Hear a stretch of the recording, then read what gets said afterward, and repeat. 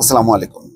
জাতির উদ্দেশ্যে ডক্টর মোহাম্মদ ইউনূস যে ভাষণ দিয়েছেন এবং নির্বাচনের সময় বলেছেন যে এপ্রিলের প্রথমার্ধে যে কোনো দিন। তো এই ঘোষণার পর রাজনৈতিক অঙ্গনে পক্ষে বিপক্ষে মতভেদ আছে। আন্তর্জাতিক যারা ডোনার সংস্থা, দেশ, পশ্চিমা দেশগুলো, তারা এখনো পর্যন্ত কেউ কিছু বলেনি।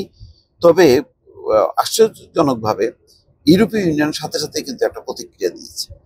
সেই প্রতিক্রিয়ায় তারা এই ঘোষণাকে স্বাগত জানিয়েছে এবং আহ, তারা এক বিবৃতিতে ইউরোপীয় ইউনিয়নের দূতাবাস সব অংশীদারকে এই প্রক্রিয়ায় গঠনমূলকভাবে জড়িত হওয়ার আহ্বান জানিয়েছে। এখন সব অংশীদার বলতে কি বোঝায় সেটা ব্যাখ্যা দেয়নি।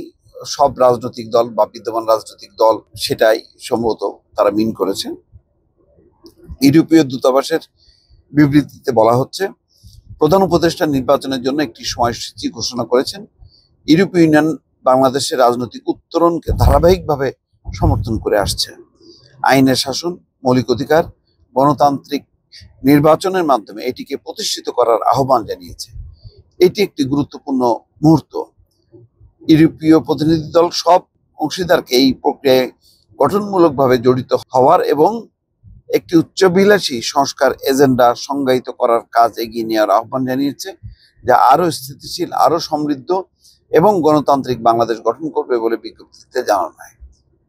এইটা সরকারের জন্য খুব ইতিবাচক হলো এবং একটা সমর্থন হলো।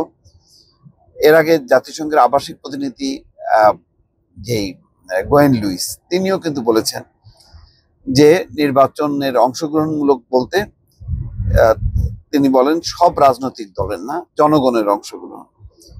এবং পারতপক্ষে জাতিসংঘও কিন্তু ডক্টর ইউনূসের যে সংস্কার, এইগুলি, এই পদক্ষেপকে তারা স্বাগত জানায়। বাংলাদেশের যেই বিচার, প্রশাসন এবং নির্বাচন না হওয়া, এই ঘাটতিগুলোর পেছনে তারা মনে করে যে আমাদের যথোপযুক্ত প্রতিষ্ঠান নেই এবং প্রতিষ্ঠানগুলো গড়ে তোলা হয়নি এবং এখানে সংস্কারও হয়নি।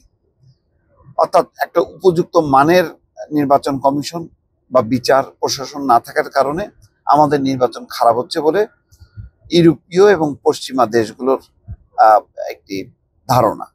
সেই ধারণা থেকে তারা বারবার সংস্কারের কথা শুনলেই তারা জোর দেয়। আর ডক্টর মোহাম্মদ ইউনূস যেহেতু বারবার বলছেন যে সংস্কারের কথা, বিচারের কথা, এবং বলছেন যে এইগুলো যদি না হয় তাহলে ভালো নির্বাচন হবে না, এই বক্তব্যকে তারা মানে আদর্শিক বা তাত্ত্বিকভাবে সাপোর্ট করেছে। কিন্তু এর মধ্যে যদি অন্য কোনো রাজনৈতিক কার্যকারণ ঘটে, রাজনৈতিক বিধি ব্যবস্থা যদি উল্টে যায়, রাজনৈতিক দলগুলি যদি সাপোর্ট না করে অসন্তোষ প্রকাশ করতে থাকে, তখন কিন্তু আবার পরিস্থিতি বদলে যাবে। এখন পর্যন্ত বলা যায় যে ইউরোপীয় ইউনিয়ন বা পশ্চিমা দেশ, জাতিসংঘ, এই সংস্থাগুলো কিন্তু সাপোর্ট দিয়ে যাচ্ছে ডক্টর মোহাম্মদ ইউনূসকে। ভবিষ্যতে কি হবে সেটা বলা যাচ্ছে না।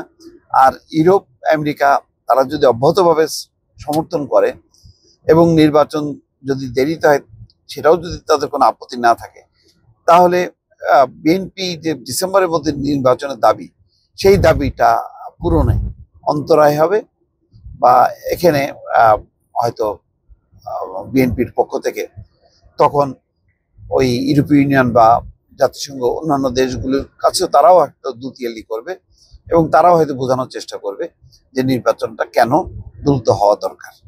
তো বোঝা যাচ্ছে যে সামনে একটা টানাপোড়েন বা একটা ঠেলাঠেলি চলবে। এর মধ্য দিয়ে ডক্টর মোহাম্মদ ইউনূস কোন কোন রাজনৈতিক শক্তিকে সাথে নিয়ে এগোবেন আর কাদেরকে বর্জন করবেন, এই বিভাজনটাও আবার বিপজ্জনক হবে। দর্শক ভালো থাকবেন। আল্লাহ হাফিজ।